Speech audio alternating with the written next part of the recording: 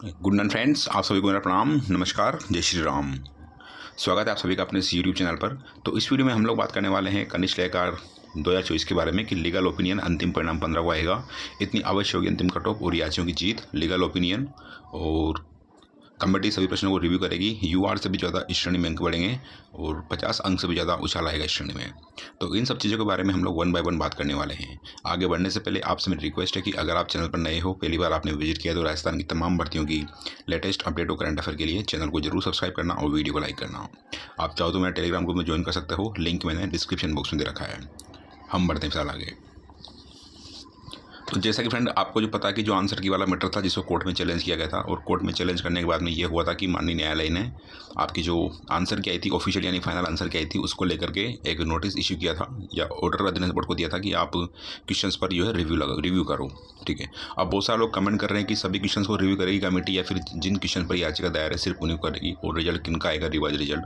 तो इन सब चीज़ों के बारे में बता दूँ फ्रेंड्स कि जितने क्वेश्चन पर आपने याचिका लगी हुई है, यानी कि टोटल जितने भी कैंडिडेट ने याचिका लगाई है वो 23 क्वेश्चन पर लगी है या 24 पे, जितने भी क्वेश्चन पर याचिका लगी है, और जिनके सपोर्टिव डॉक्यूमेंट अध्ययन बोर्ड को मिलेंगे। सपोर्टिव मतलब जो भी उनके पास में प्रूफ है कि किस क्वेश्चन को डिलीट किया या आंसर चेंज किया, तो उन सब चीज़ों को लेकर जो भी बोर्ड को डॉक्यूमेंट मिलेंगे, यानी कि ऑथेंटिक डॉक्यूमेंट, जैसे कि एनसीईआरटी बुक होगी, सीबीएसई होगी, राजस्थान बोर्ड होगी, या फिर किसी कॉलेज की स्टैंडर्ड बुक, या फिर कोई भी चीज़ हो जैसे कि साहित्य अकादमी राजस्थान की होगी, या फिर जो भी मतलब कुल मिलाकर ये कि जो भी ऑथेंटिक डॉक्यूमेंट मिलेंगे और कमेटी को लगेगा कि भाई हाँ वास्तव में जिन लोगों ने डॉक्यूमेंट दिया वो बिल्कुल सही है और उनकी जो फाइनल आंसर की थी उसमें करेक्शन करना पड़ेगा।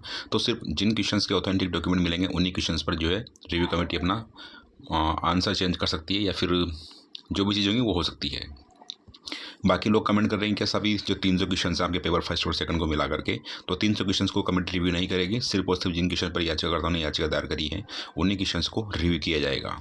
ठीक है, बात करते हैं कि लीगल ओपिनियन का क्या सीन है। तो लीगल ओपिनियन फ्रेंड्स इतना बड़ा मैटर नहीं है। ऐसा नहीं कि कोर्ट में उसके लिए हियरिंग होगी और जज साहब उसके ऊपर अपनी ओपिनियन देंगे, ऐसा बिल्कुल भी नहीं है।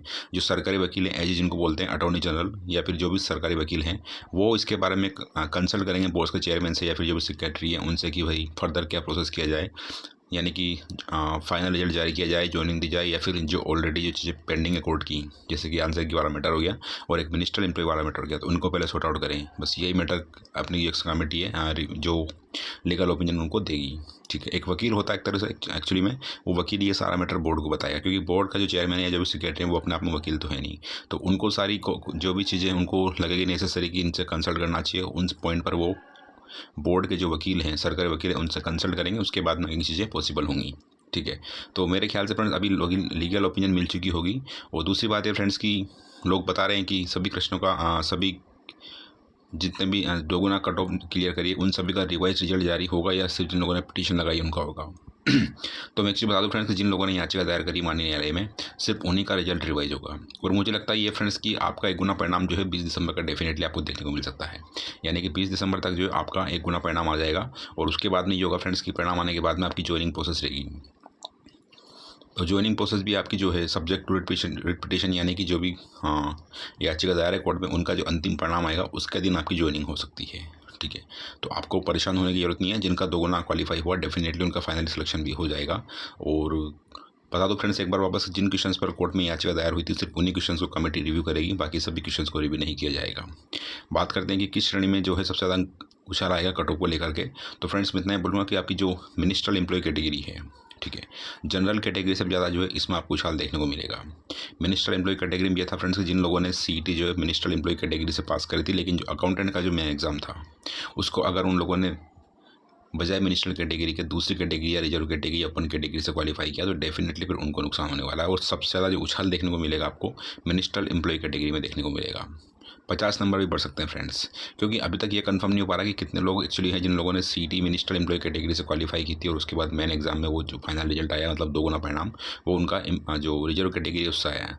अगर कोई बंदा मान लो कि मिनिस्ट्रियल एम्प्लॉय कैटेगरी से आपकी सीईटी को क्वालिफाई करता है, देन उसको जो आपकी जो अकाउंटेंट का जो मेन एग्जाम था यानी जो फाइनल रिजल्ट आएगा या दोगुना परिणाम जो भी है उसमें उसको मिनिस्ट्रियल एम्प्लॉय कैटेगरी में रखा जाएगा, ना कि रिजर्व या ओपन कैटेगरी में। ओपन कैटेगरी मतलब जनरल कैटेगरी में। ठीक है, तो ये डिपेंड करता है फ्रेंड्स कि कितने लोगों ने जो है मिनिस्ट्रियल एम्प्लॉय कैटेगरी का जो है सीईटी में बेनिफिट लिया था और उसके बाद में चीज़ें आगे की प्रोसेस होंगी।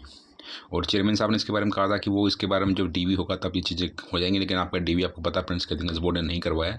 रेवेन्यू डिपार्टमेंट और टीआरएन आपका जो है या DTA जो भी है उन लोगों ने आपका DV करवाया है। बात करते हैं कि याचियों की जीत होगी तो उनका रिजल्ट कब तक आएगा। तो इतना बता सकता हूँ फ्रेंड्स कि जिनकी ज्वाइनिंग अभी पेंडिंग है इनका पहले 1 गुना परिणाम आएगा, उसके बाद में इनकी ज्वाइनिंग का रहेगा। लेकिन ज्वाइनिंग के पहले पहले जो आंसर का मैटर है वो सॉर्ट आउट हो सकता है, ठीक है। क्योंकि फिलहाल अगर देखा जाए फ्रेंड्स कुल मिलाकर के मैटर को, तो आपकी जो कोर्ट में याचिका लगी है आंसर की वाली, उसकी वजह से आपकी भर्ती पर फिलहाल सीधा तौर पर देखा जाए तो कोई भी स्टे आपकी भर्ती के ऊपर नहीं है।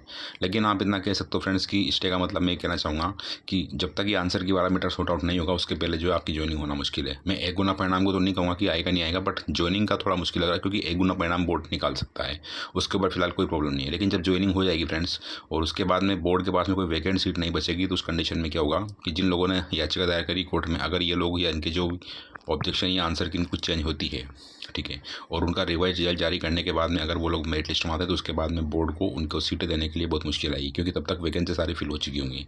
तो इसी चीज़ को अगर ध्यान में रखा जाए फ्रेंड्स, तो यही सारी चीज़ें कॉम्प्लिकेशन बोर्ड के लिए क्रिएट कर रही है। बोर्ड के लिए सबसे बड़ी कॉम्प्लिकेशन इसी में है, इसी में दुविधा है कि क्या किया जाए, ठीक है। आपने देखा होगा फ्रेंड्स अभी लेवल 2 में हुआ था कि लेवल 2 में यह था कि उन लोगों ने कोर्ट में केस लगाया था, वो आंसर की को लेकर जीते हैं, अब उनकी भी ज्वाइनिंग हो जाएगी, ठीक है। लेकिन बस प्रॉब्लम वही है वैकेंसी वाली की, सीटें कितनी खाली बचेंगी कितनी नहीं बचेगी, तो अधीनस्थ बोर्ड के लिए एक बहुत बड़ा सिर दर्द है ये। तो मुझे लगता है फ्रेंड्स कि आपकी जो ज्वाइनिंग होने वाली है, जिनका 2 गुना में क्वालिफाई हुआ है, उनकी ज्वाइनिंग से पहले पहले जिन लोगों ने कोर्ट में याचिका दायर करी है उसके पहले पहले उनका रिजल्ट अपडेट हो जाएगा, और रिजल्ट अगर वो क्वालिफाई होंगे तो डेफिनेटली उनको भी ज्वाइनिंग मिल जाएगी। अगर वो लोग क्वालिफाई नहीं होते तो फिर आप समझ सकते हो कि मैं क्या कहना चाह रहा हूँ। बात करते हैं फाइनल कट ऑफ की, तो फ्रेंड्स मैंने आपको ऑलरेडी कट ऑफ बता दी है, ठीक है। जनरल कैटेगरी में आपकी जो कट ऑफ है वो 590 से 95 के बीच में रहने की संभावना है, मेल की बात कर रहा हूँ मैं। और वहीं OBC में बात करें फ्रेंड्स तो 580 से 90 के बीच में आपकी रह सकती है, 580 से 85 के बीच में।